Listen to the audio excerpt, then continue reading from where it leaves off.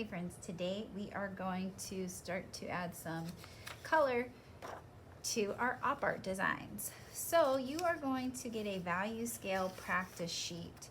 So before you even touch a colored pencil to this, you have practiced how to make 4 different values.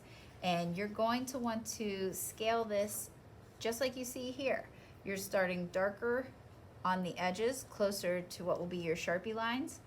And as you work to the middle, you are going from the darkest color to the second to the darkest, and then second to the lightest color.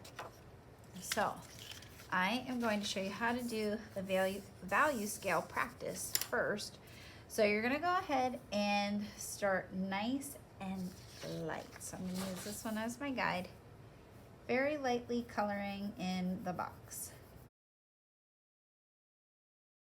So this is all about pressure. So I'm using the side of my colored pencil and very lightly filling this in. You might want to even practice staying inside the boxes, but that's up to you. You don't have to, like you see here. But obviously you'll need to stay in your lines for this design here.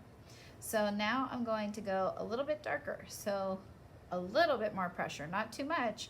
If you go too dark too fast, you're not going to get 4 different values, and that is the goal. You could work backwards, you could work towards the middle, whatever you would prefer. I'm going to start lightest to darkest.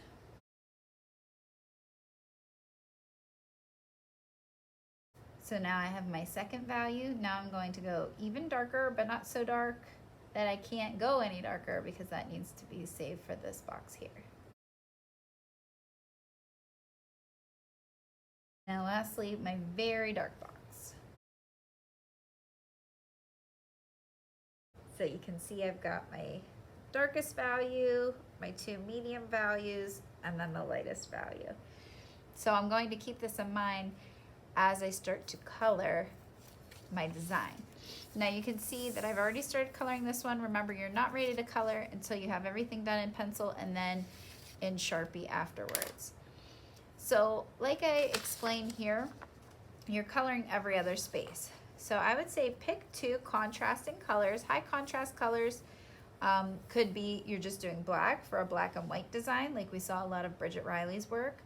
Or you could use complementary colors, like I'm using a bluish green and an orange color. And so those are different from one another. You wouldn't want to do like red and orange or blue and purple because those might be a little too similar. So I'm going to go ahead and continue coloring. So you want to go nice and dark along the edges, closer to your lines. And going into that medium color. That's all about pressure. And then eventually just lightening up so the inside is almost white. So this will help make it look like these shapes that you've drawn are more like 3D forms.